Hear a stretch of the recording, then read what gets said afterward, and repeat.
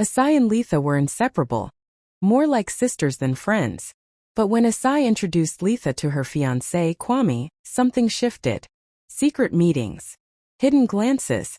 On Asai's wedding day, Kwame vanished. Weeks later, social media exploded. Kwame had married Letha in Mbale. Asai was shattered, betrayed by the two people she loved most. But betrayal births transformation. Months later, Asai returned, not broken but powerful. And this time the world watched her rise. What happened next? You won't believe it. Zuwena was a young and hardworking tailor living in Mbale. Every day, she sat behind her sewing machine, stitching clothes for people in her neighborhood. She didn't make much money, but she had a dream, to open her own boutique one day.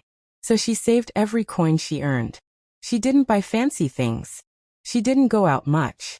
Every extra shilling went straight into her savings. She wanted something better for herself, and she believed in her dream with all her heart. Zuwena was also in love.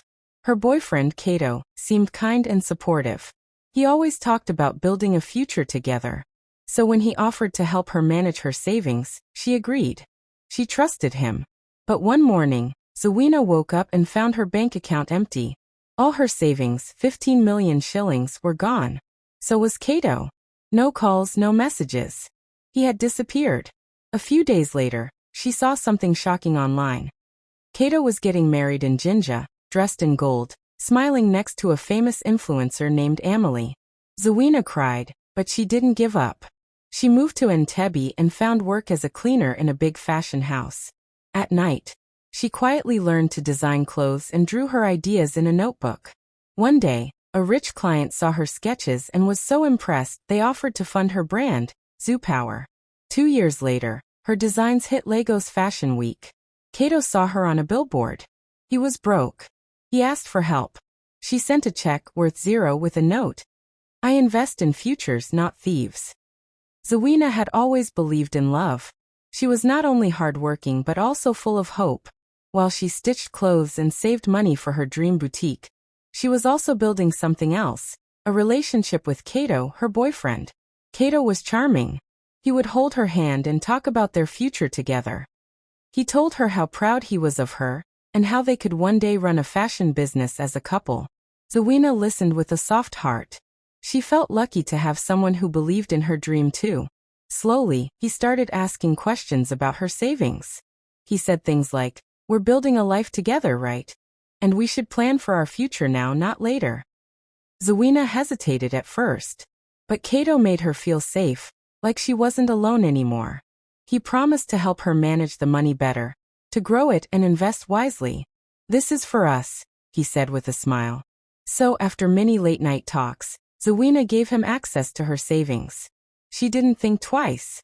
She believed in love. She believed in the dream. And most of all, she believed in him. Whenever she handed over another little envelope of money, she imagined them opening the boutique together, her designing clothes, him handling customers. She had it all pictured in her heart. Every time she saw Kato, she saw a future. A shared future. She had no idea that he was painting a lie, and that everything she was giving him was slowly becoming a trap. One morning, Zuwena woke up feeling excited. She had been working so hard and saving for years, and she was finally ready to look at locations for her dream boutique. She made herself a cup of tea and sat down with her small notebook, where she kept notes of every coin saved. Her heart was full of hope. But when she opened her mobile banking app to check the balance, her smile disappeared. The screen showed something she couldn't believe: 0 balance. Her heart began to race. She refreshed the page again and again, thinking it was just a mistake. But it wasn't. All her money, 15 million Ugandan shillings, was gone. Every single coin she had saved from sewing clothes late into the night had vanished. Panic hit her like a storm. She called Kato right away. No answer. She messaged him over and over, but the blue ticks never came. She ran to his place, but the landlord told her he had moved out 2 days ago. He was gone. Just like that. Vanished. Zuwena stood there in the sun, holding her phone, not knowing what to do. She felt like the ground had disappeared from under her feet. The man she loved, the one she trusted with everything, had betrayed her. The same man who held her hand and spoke of dreams had run away with everything she had worked for. Her tears came slowly at first, then they didn't stop. She sat on a bench nearby and cried like a child. Strangers passed her without knowing her pain. She didn't care. Her whole world had fallen apart in one morning. The boutique, the shared dream, the love, all gone. Only silence, shock, and heartbreak were left. Days passed, but Zuwena still couldn't believe what had happened. She felt like she was stuck in a bad dream that wouldn't end. Her heart was heavy, her eyes tired from crying, and her mind full of questions with no answers. She kept hoping that maybe Kato would come back, maybe it was all a mistake. But then, just a few days later, everything became clear, and worse than she ever imagined. While scrolling through her phone to distract herself, a photo popped up on her screen. At first, she thought her eyes were playing tricks on her. But no, it was real.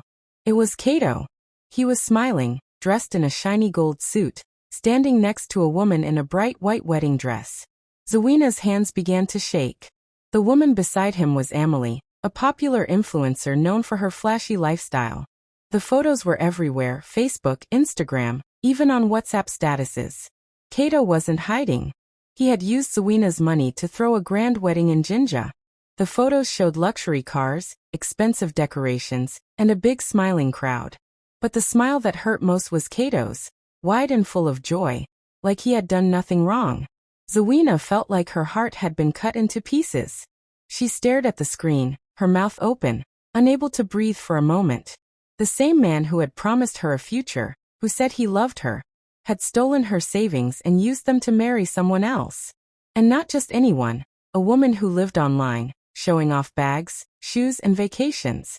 Zuwena felt anger, pain, and deep betrayal all at once.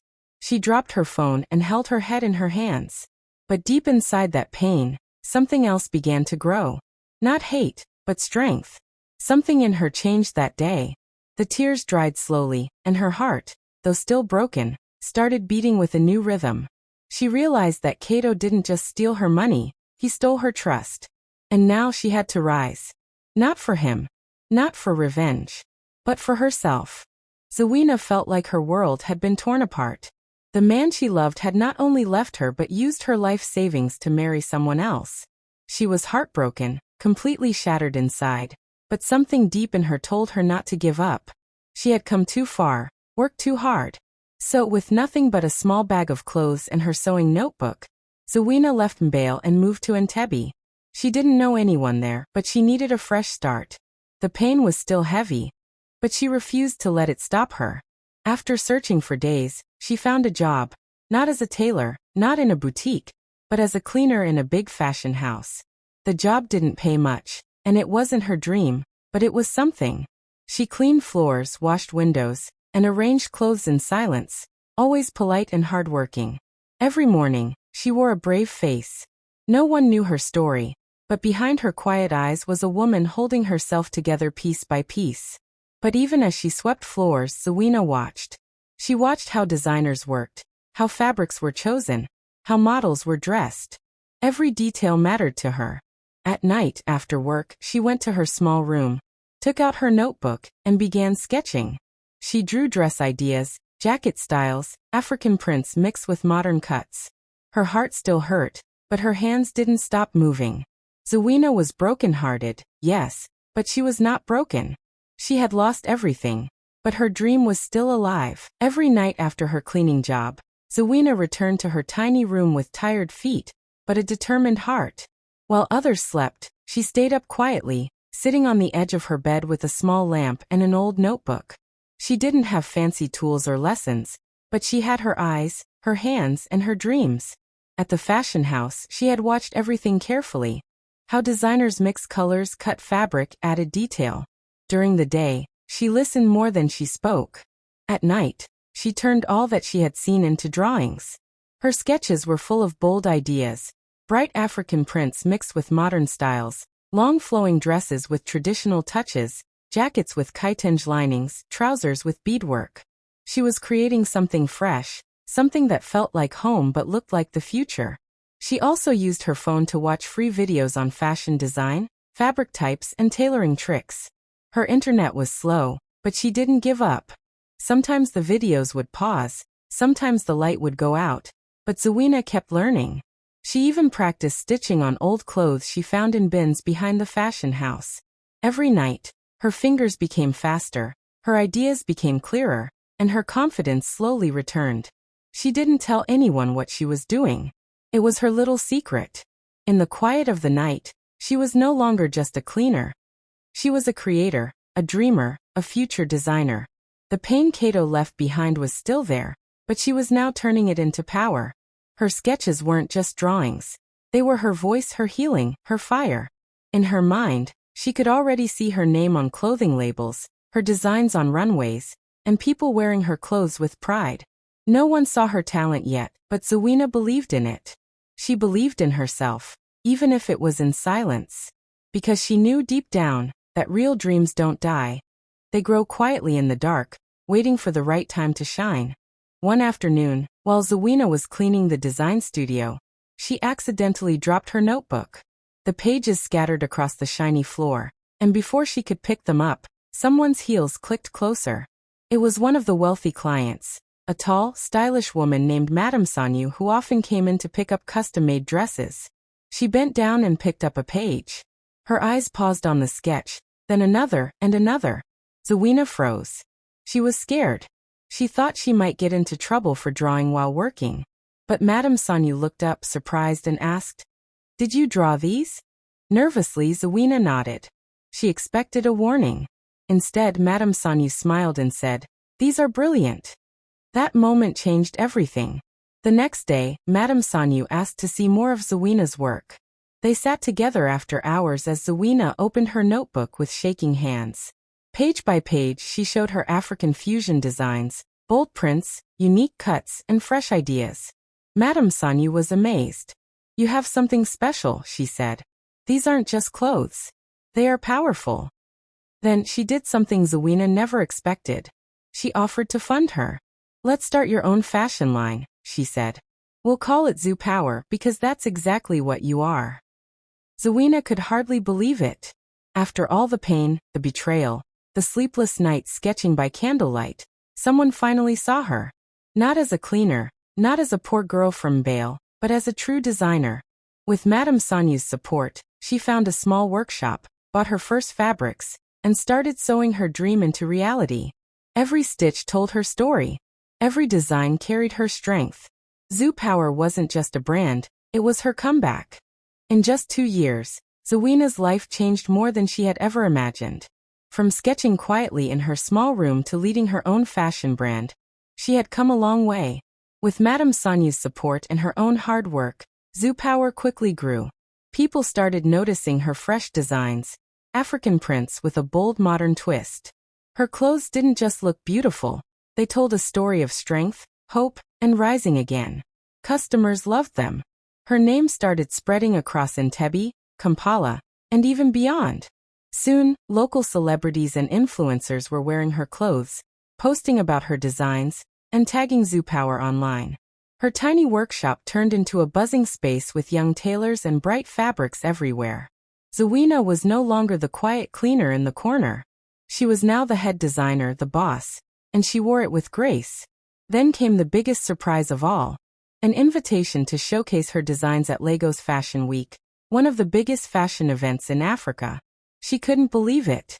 The little girl from Mbale, once betrayed and left with nothing, was now taking her dreams to an international stage.